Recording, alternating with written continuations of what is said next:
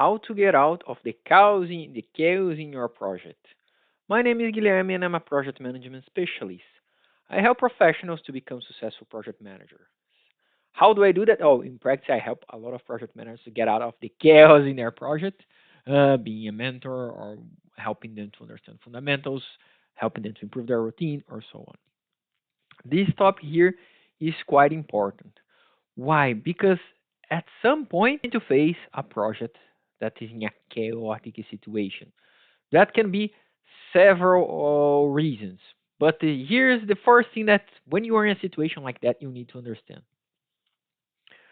First of all, that having a project in a kind of ready status, in a ready situation, does not define who you are. Keep that in mind. Why? Because if you start to, because you don't want to look bad, then you start to sugarcoating the status of your project to make this not so red, maybe amber, or maybe some other colors that you can mix in the rainbow there. That's how watermelon projects are created. So the first step, if you are in that chaotic situation, is take a deep breath, accept it. The project does not define who you are. And why I'm saying that again? Because all project managers they are going to face this situation in a point. Well, the job of a project manager is tackling challenges and work with the team and drive the team to a solution to make sure that the project can reach its goal and can deliver its value. So if you're working long enough with project management, sooner or later you are going to find out you are going to face a situation that your project goes to a ready status. That's kind of impossible to avoid, and that's totally okay. Every project manager already has been in that situation. And again, that does not say that you're a bad project manager. What's going to make you a successful project manager is how you are going to react in this situation. So it's very important that you don't sugarcoat the status. You report to the situation as it is. Don't try to make things look better. That's not the point of a project manager. You need to report the real status. If it's bad, report the bad situation there. And of course, then working to define who you are and working to make sure that you're going to drive a solution. Here are three key points that you need to understand to start to get out of this solution.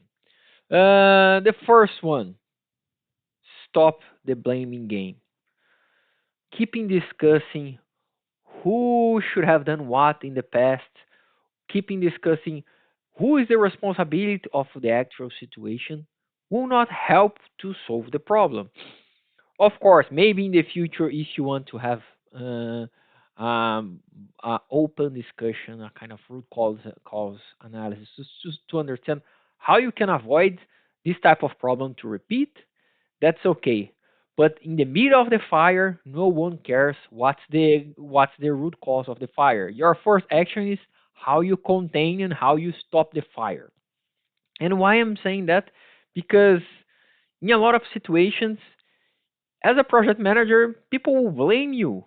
And I'm a project manager, and a lot of things you think, okay, that might not be fair. That's life. Life is not fair. It will happen if you want it or not. And one of the worst things that you can do is saying, yeah, my project is failing because someone in my team. No, that's bad leadership here. Good leaders take ownership. Winners, they take ownership from the situation. So if you need to take the hit. Sometimes it's not fair. I can agree with you, but it's also your responsibility. You, as a project manager, you need to be accountable for that. So blaming, looking for excuses, and I mentioned this because I've seen plenty of project managers there in a situation where there was a big delay in the project. They were presenting a delay of 8 months, and there was a junior project manager about to go for escalation meeting. And he presented, "That's what I'm going to present in the escalation meeting: root cause investigation." Then a long list of sad stories why the estimations they were not done properly, what happened, and a lot of excuses. No one wants to excuses. And honestly, in that situation, no one cares what happens. everyone will say, okay, that's a shitty show. Where we are going to, where do we stand right now? How you can put the situation back on track? After the situation is back on track, okay, then you can look at, well, okay, what did happen? How can we avoid for that for the future? But then the situation, oh, the engineering team did not do that. Oh, I asked someone to do something, they did not do that. My test engineer, they promised me that they would do something like that, but they did not follow my plan. This is bullshit. You are the project manager. Stop looking for someone to blame. Be accountable for what's going on there. Take the ownership that goes for everything in your life. Stop looking for excuses and start focusing what you can control. What can you do? What you can do right now to change the situation. That's the step number one. And why? Otherwise, you're going to enter a very long discussion that's not going to help. That's going to create more conflict inside the team. You're not if people get in a defensive stage, and that will not facilitate the collaboration, the support that you need in a situation like that.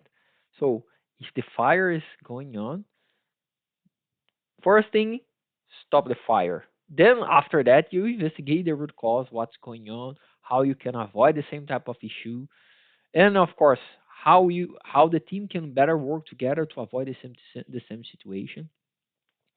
But don't move forward with the blaming game. Don't move forward with the discussion who should have done what.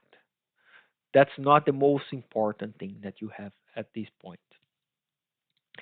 Second thing that you need to go for start to get out of this situation like that. You need to have structure and clarity.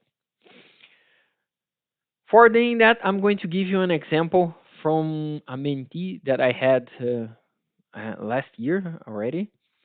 And the company, basically in this case, the company called me.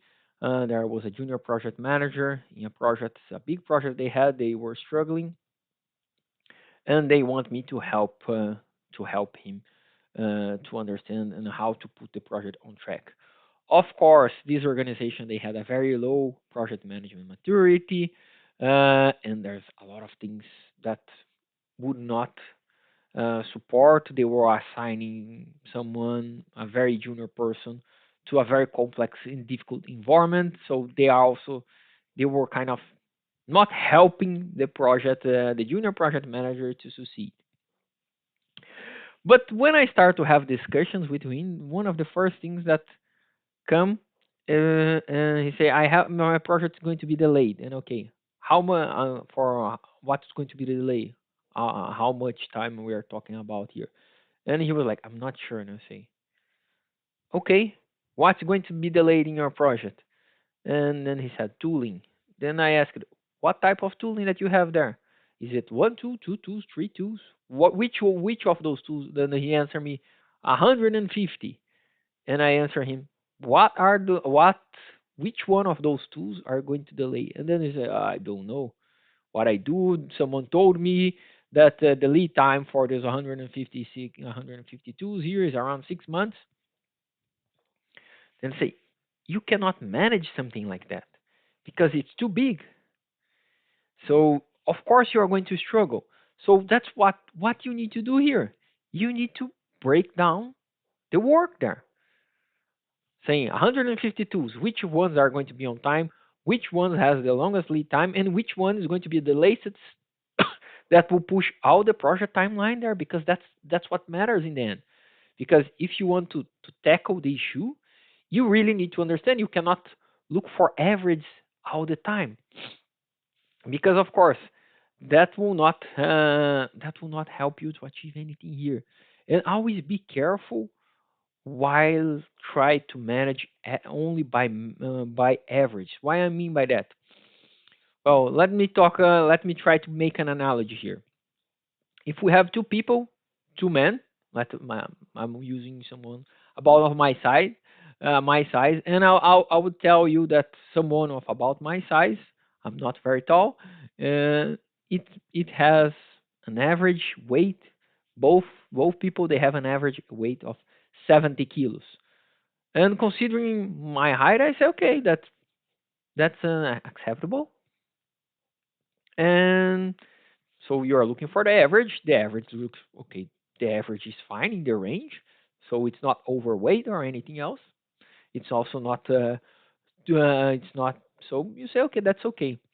But if I would tell you that one of these, one of those person there, it's weighing 90 kilos with the same height, and the other one is weighing 50 kilos, and I can tell you right away that the person with 90 kilos, because of the height, would be close to obesity, and a person with 50 kilos probably would be in a starving level. So you have the two range, the two opposites there, the minimum and the maximum. They are far away, and then the maximum it's a big problem, and the minimum it's a big problem.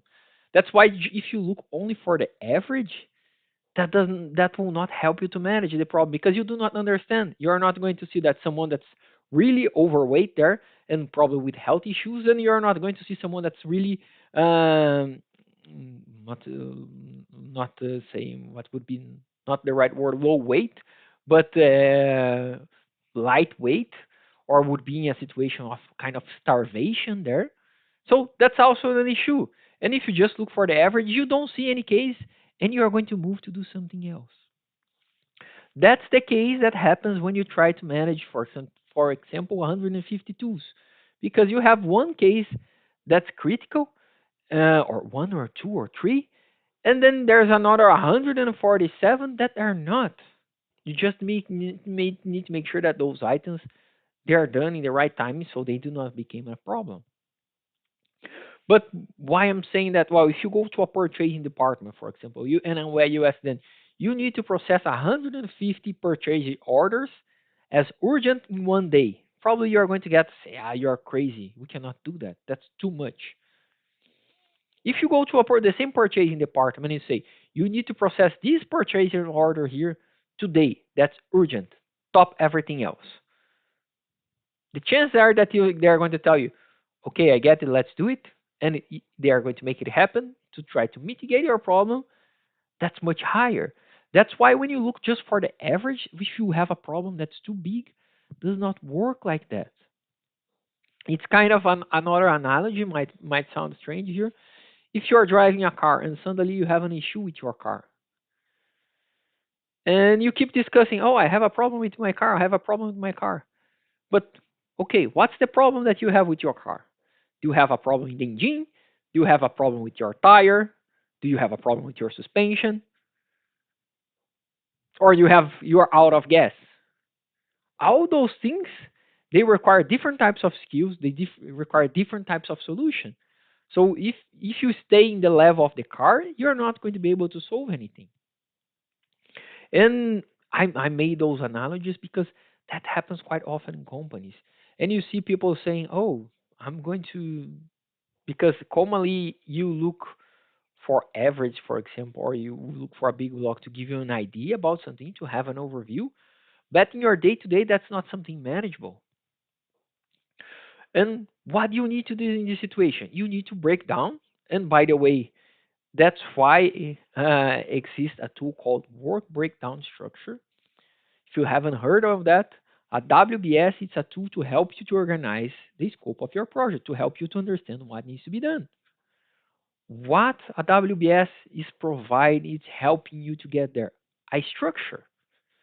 Why? Because once you have organization, once you have structure, you start to gain clarity in what needs to be done. Like in the example I mentioned for the two, or in the both analogies that I did. Because in the same case that I've worked with this mentee there, when I talk with him, a kind of every session he starts to talk about everywhere. Oh, there's training, there's paperwork, there's this needs to be done, and it's like put some structure in place. What needs to happen? And of course, that's why planning it's important because what planning will do for you will help you to create a structure and will help you to understand when those pieces they need to happen. And before someone that works with Scrum says, yeah, but in Scrum we just adapt and we do sprint plans and blah, blah, blah, blah, blah, blah. That's true, but not all projects can use Scrum. Because if you have a tool that has a lead time of 10 months, you need to think about that way in advance. And of course, you can still look for ways to mix an agile approach with a predictive approach to create a hybrid. And there's a lot of ways you can think about on doing that. But the fact is, if you do not have a proper structure there in your project, you're going to have problems. And so creating this structure is very important because when you see the parts of the problem, then you are going to gain clarity in the solution. In the analogy of the car, if you have a problem with your car, and then someone say, "Oh, the car is not running, the car is not turning on," why? Is there a problem with engine? Then you suddenly look, okay, the car is out without gas. So let's fill it up the tank, and then we can continue to use the car. Or say, oh, the problem with the car is a flat tire, so just change, use the spare, and your problem is or your problem is in theory it's solved there. But if you don't have this structure and you keep this discussion at a very high level, you do not gain clarity. And then of course, if you combine this with your looking someone to blame, then you are just discussing a very high level issue that you cannot manage or you cannot do anything about that. And then you're just looking for someone to blame. And that will not help you to get out of the chaos situation that you might be facing into your project.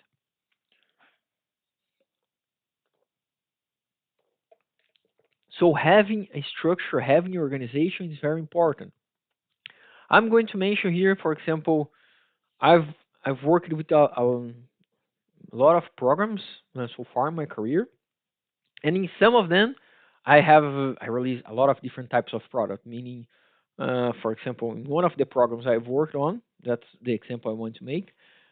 When we were releasing, I think 17 different products inside of the same program. Of course, with different release, and now each product has its own specificity and so on. But what happened in the meetings? People we use when I because I took over the project from another person that he was leaving the organization. Every time we were talking about something, we were talking about one product there because it was the leading product, and the other ones they had some similarities. So you release the leading one, then you just need to really work on the difference to release the other ones. And then say, oh yeah, then we are talking about testing. The testing is going well, tal. So then I start to ask, okay, the testing for this. Then I put all the products that we listed there and say, what about the test for? Oh, this one needs to be done. What about the test? No, this is. Then you create, and I create kind. That's the idea of creating a structure because every time you ask and you're talking about general, people will always have something in their minds, of course, what they are working on. But you, as a project manager, you also need to think about on the full structure. That's why having the systemic view is important. Then every time we start to talk about items, I want to say, let's be specific here. We have 17 products. We cannot talk about now we need to solve a test issue for this product. Which one? Because if we don't have this structure and what needs to be done, what's the order that they need to be released, it is going to be very difficult that you're going to solve the situation. Or you're going to solve only for only one, the first one, and the rest will be a nightmare. And that's kind of the stage that I took over the program there. So again, structure helps you to gain clarity in what needs to be done. Because once I put a list of programs, a list of all the products, we listed what tests they had to be done, and then it becomes much easier to understand where we are to complete the release for the entire program. So this is very important in what you do. And the third item that I'm going to tell you now, you just stop blaming people. You are taking the ownership. You are the leader there. You are being proactive there. You put a structure in place that helps you to understand the challenge, that helps you to gain clarity. So, what you need to do next? The number three is prioritize. Going back to the example that I just mentioned for the mentee that I was working on. When we were talking about, he was talking about a lot of things. He was talking about training, he was talking about warehouse space, he was talking about the tooling, he was talking about a lot of different items that had to happen in the project. But the thing is, those items, they did not have to go everything in parallel. Because first, they had different lead times. So one of the items, for example, training, it could be solved in a couple of weeks. You just need to plan, and that's a done deal. But the tooling for some type of tools that will take 9 months to be solved. So if you instead of working multitasking, he was kind of losing focus. What happened if you do that? Well, in general, what I see, and I've done that myself, by the way, you start to say, okay, I have a problem. You jump into the problem, say, I'm going to solve it, and you try to tackle everything. But the thing is, you don't need to tackle everything at the same time. That does not bring anything to the project. And I'm going to tell even more because if you try to multitask a lot, there's a very big chance that you are going to end up even delaying your project instead of going faster. So I saw in this case with the mentee, and I've seen it with a lot of different people that I mentor in my career there, that they end up trying to. So they put a lot of effort. Sometimes they work extra. They work during the weekends, and in the end, they keep getting the pressure, a lot of pressure from management because, of course, the project is not in a very good state. They get frustrated because you put a lot of effort and it seems that the work never ends. And you kind of don't see anything moving to the project in the direction that you want to go. So you're just creating more problems because more frustrated you are, more type of challenges also that you're going to bring.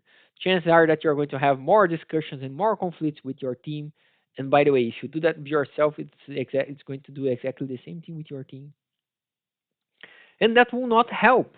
So what do you need to do? Now you have the structure, you have clarity. Prioritize. Don't ask someone in your team to work in five different items because they need to be done everything at the same time. Because very likely, if you ask someone to do 5 items at the same time and say that needs to be done, likely you do not understand the priority of those items. And why I'm saying that? Because in the situation, for example, that happened with me in my program, I had 17 products that I had to release. And there was a lot of test items that they had to be completed for all those things there. So what did I do? I organized this in a priority list and asked my test engineer, this is the first one. Tackle the first one. Once you complete this one, you go to the second one. No multitasking. Avoid that you're going to try to do a lot of things at the same time to go faster because in general that does not work. And that's, of course, if you don't believe me, just Google it. Little's law, multitasking, context switching there, and you are going to see, and you can take your own conclusions there. So prioritization is key because once you have the right focus, it's going to be executed, completed, and you move to the next one. And you need to be able to do that for yourself, for your own time, but also for your team. Because quite often you see team members getting a lot of work and saying 5 items, 10 items that they need to be done there. And sometimes I've seen even project managers, no, but it needs to be done. I want it to be done. Why? I understand that, but making an analogy here for other type of project, for example, if you are building a house, let's say you're a contractor and you have a customer, and they then you sold the house to them, and they want a very nice house with an external pool and everything else. Because of several different reasons, can be rain, can be design delay, can be material delays, your project starts to run late. And your customer comes and tell, hey, dear contractor here, we have a hard milestone here on, I don't know, 1st of December, the house needs to be ready. Because if you do not deliver the house, because I need to move into the house. That does not happen, we have a contract here that you are going to pay these penalties here. And in a lot of contracts, you see penalties because of delay. Because, of course, likely the customer also sold their house and they need to move to their new place. That's something common to happen. And if you are delayed, what you are going to do? Instead of, for example, instead of working, putting part of your team working in an external pool and part of the team working in the house, focus in completing the house. Why? Because if you complete the house is ready, the customer, they can move into the house as they need it. But what about the pool? I need to complete the pool anyway. Yes, you're going to need to do that. But very likely the pool it's not a the pool can be negotiated with these customers. Yeah, because of these challenges here, you have your hard milestone. It's ready. You can move in. We just need to work for an extra couple of weeks there.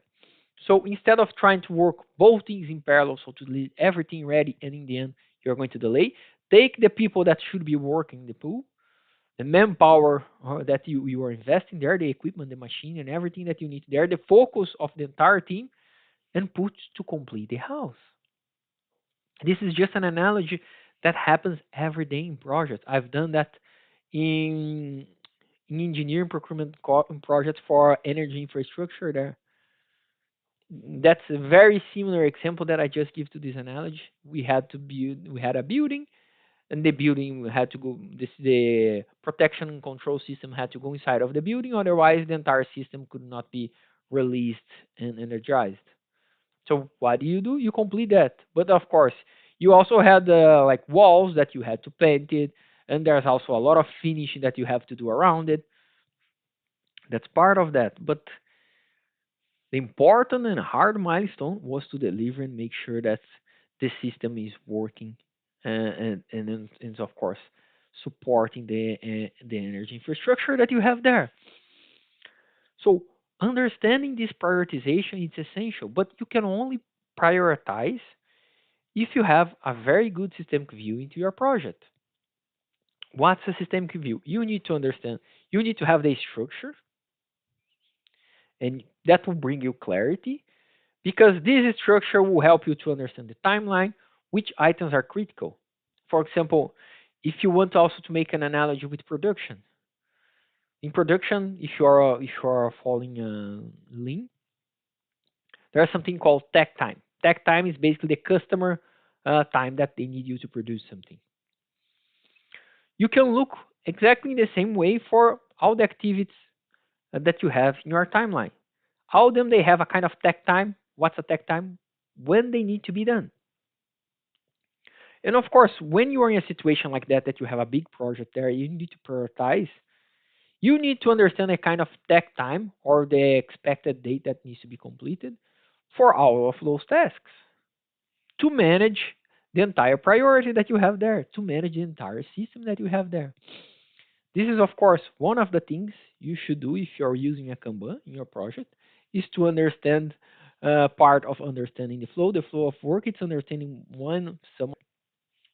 some of them will be critical, depending on the type of project. Again, you are going to order tool, equipment, buy material, and can be a very long lead time.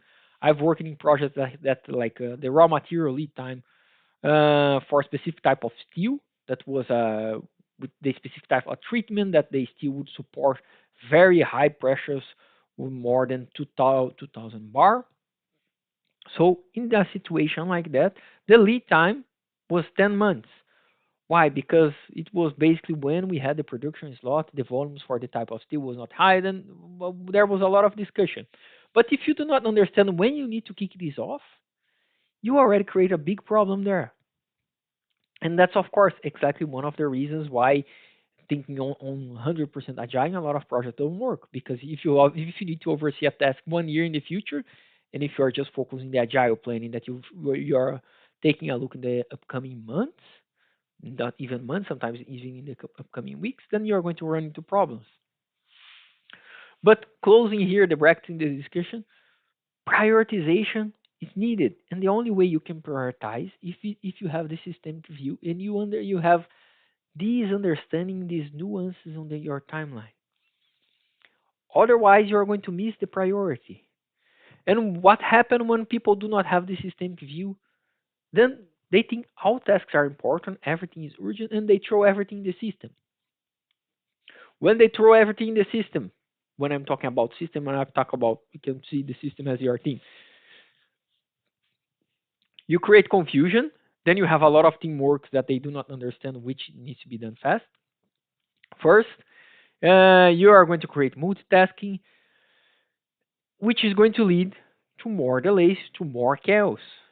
Because once you miss critical items, they are going to pop up and they are going to be critical, urgent. Then you are going to work on that, but then you miss another five critical. Then boom, fires, fires, fires, and suddenly you are working a firefight mode. What do you want in this entire situation? You want to have the clarity, the view, and what exactly needs to be done to proceed with that. If you have the right priorities, you have the structure, you have the clarity, you define the right priorities, the priorities are aligned with your team, you're already taking a very big step to get out of this situation. And of course, then it's just a matter of time to execute the priorities to make sure you can get out of the situation.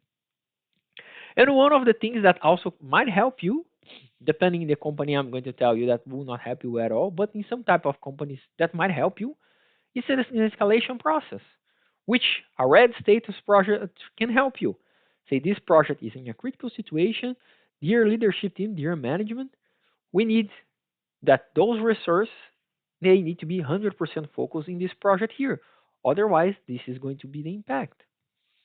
Or dear organization, we need one extra people helping here to make sure that we can clean up this and get out of this situation. Or and then of course, depending on the situation, you can think about schedule techniques, you can think about fast tracking, you can think about crashing. Crashing, by the way, is adding more people, what I just mentioned there. Fast tracking is moving parallels that should be in sequence. You're kind of start to overlap them a bit to go faster. But you can think in all those types of solution.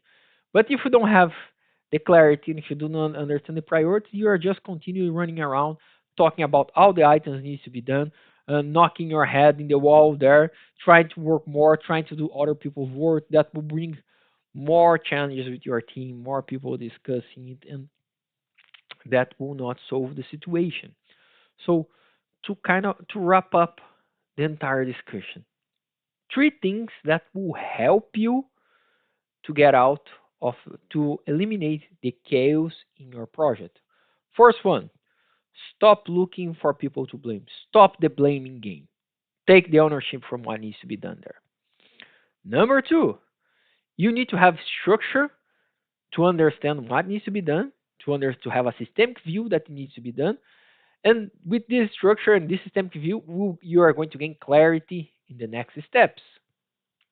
And number three, you need to have a good prioritization system to make sure you and your team you are focusing to execute the important items that will guarantee the timeline, the deliverables, the value that you're going to deliver, or at least that you're going to get out of this chaotic situation there. Before I forget, of course, make sure you comment here in this video. What are your takeaways here? What's your main point that you took from this entire session here? If you have questions, of course, feel free to ask them here. Don't forget, of course, to like and share this video because, of course, that will help me to see the value that this content has to you, but also to help the algorithm of the social medias to deliver this to more people and more people can learn about project management. And of course, if you want, don't forget to follow me because every week there's more content on YouTube.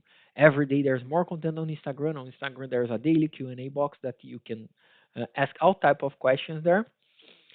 And I hope I'm going to see you soon in the next one. Thank you. Bye.